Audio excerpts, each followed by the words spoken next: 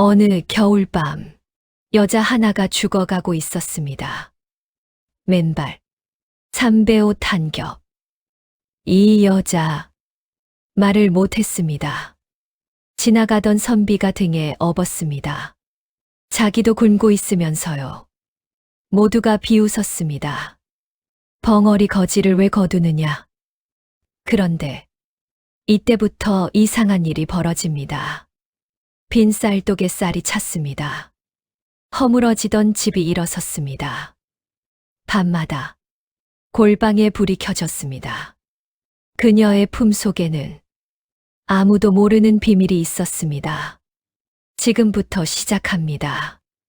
때는 조선 후기 충청도 깊은 산골 고을 서진호라는 선비가 살고 있었습니다.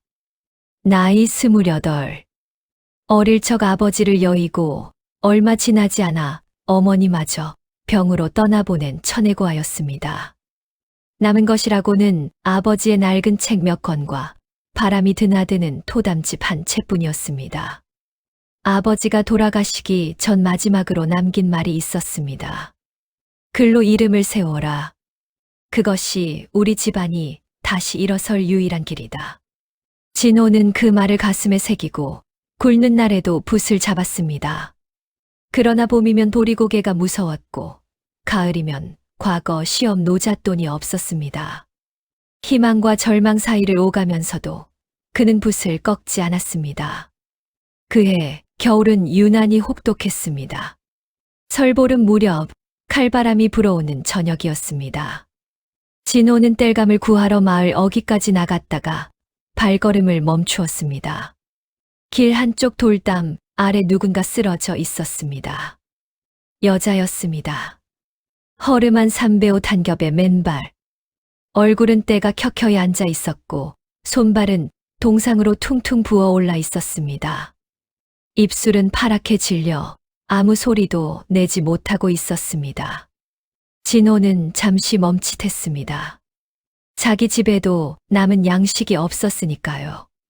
한 발짝 뒤로 물러서는 순간 여인의 눈동자가 천천히 진호를 향해 돌아왔습니다. 애원도 없었고 기대도 없었습니다. 이대로 죽어도 괜찮다는 듯. 세상에 무언가를 바라는 것을 오래전에 포기한 눈이었습니다.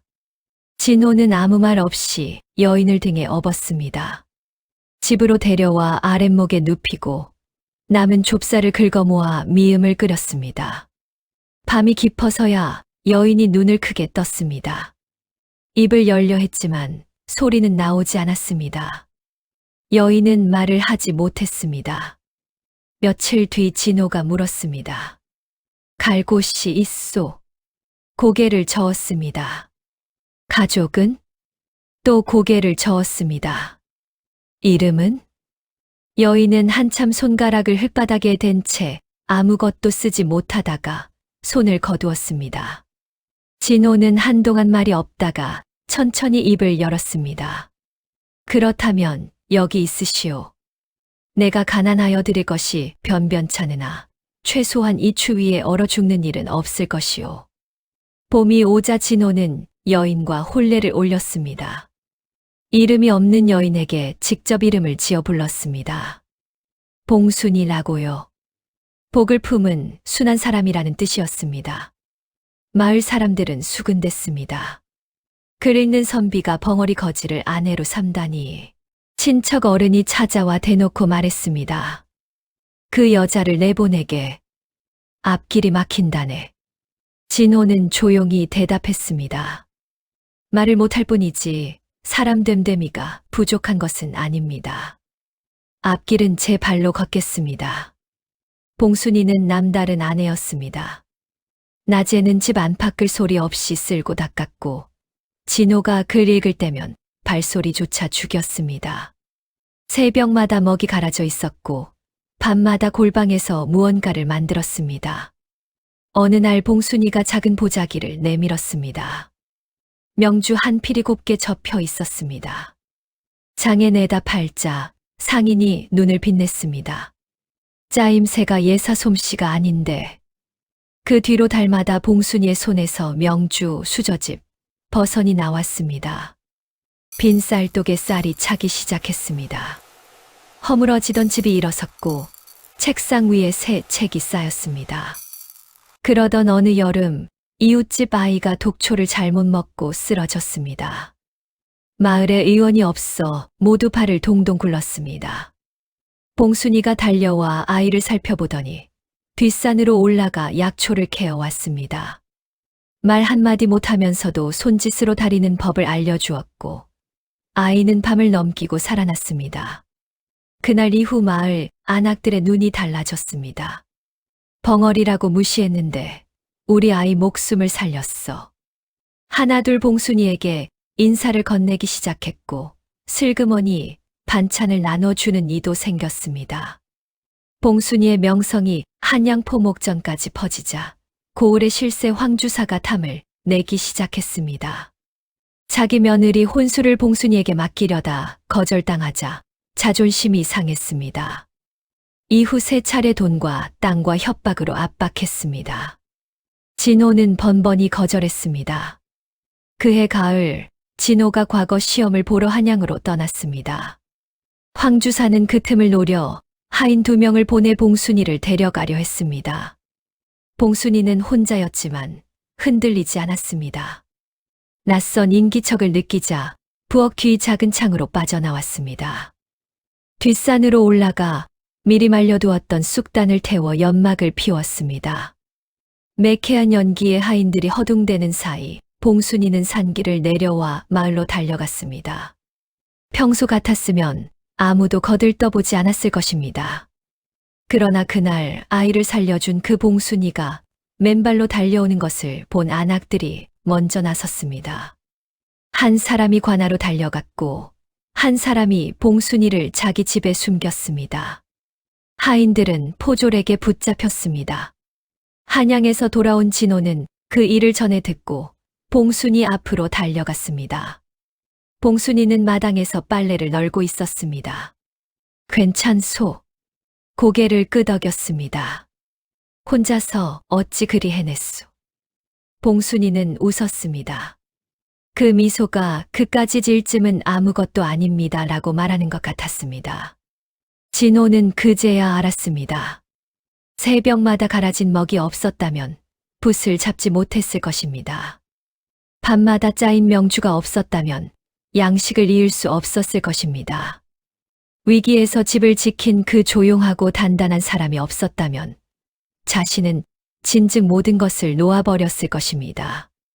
이듬해 봄, 진호는 과거에 급제했습니다. 고을로 돌아와 봉순이 앞에 무릎을 꿇었습니다. 당신이 없었다면 나는 진작 포기했을 것이오. 봉순이는 두 손으로 입을 막고 소리 없이 울었습니다. 그리고 품에서 작고 낡은 천 조각을 꺼냈습니다. 가장자리가 다른 천 위에 가는 실로 글자가 수놓아져 있었습니다. 최봉순, 전주 최씨, 친방 장인의 딸. 그 옆에는 아버지와 어린 딸이 나란히 앉아 바느질하는 형상이 수놓아져 있었습니다. 태어날 때부터 말을 못했지만 아버지에게 자수와 약초를 배웠습니다.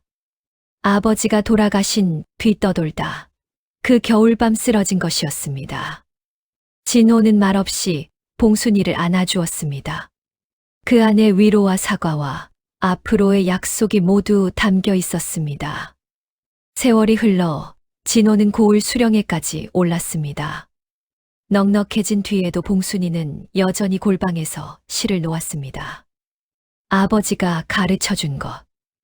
말없이도 세상에 무언가를 남길 수 있다는 믿음 때문이었습니다.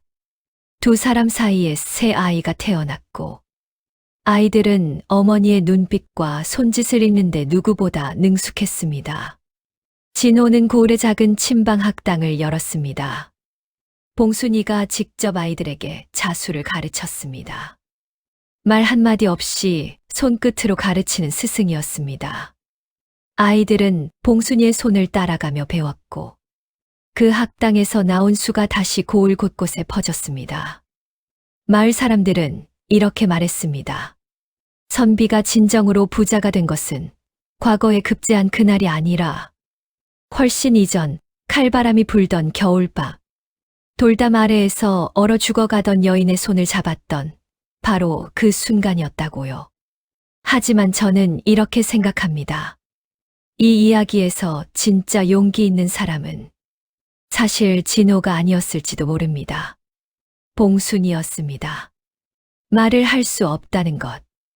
그것이 얼마나 외로운 일인지 우리는 모릅니다. 고맙다는 말을 할 수 없었습니다. 사랑한다는 말도 할 수 없었습니다. 억울할 때 소리칠 수도 없었습니다. 그래서 봉순이는 실로 말했습니다. 손끝으로 말했습니다. 새벽마다 갈아놓은 먹으로 말했습니다. 밤마다 짠 명주로 말했습니다. 위기의 밤 홀로 지켜낸 집으로 말했습니다. 말이 없었던 것이 아닙니다. 세상에서 가장 많은 말을 한 사람이었습니다. 다만 소리가 없었을 뿐입니다. 어쩌면 진짜 사랑이란 말의 크기가 아니라 행동의 깊이로 증명되는 것인지도 모릅니다. 여러분에게 묻고 싶습니다. 지금 당신 곁에 소리 없이 당신을 지키고 있는 사람이 있지는 않습니까? 말 한마디 없이 묵묵히 당신 옆에 서 있는 사람 말입니다. 그 사람에게 오늘 한 번쯤 고맙다고 말해보시는 건 어떨까요? 오늘도 끝까지 들어주셔서 감사합니다. 여러분의 이야기도 듣고 싶습니다. 댓글로 남겨주세요. 좋아요와 구독 부탁드립니다. 다음 이야기에서 다시 뵙겠습니다.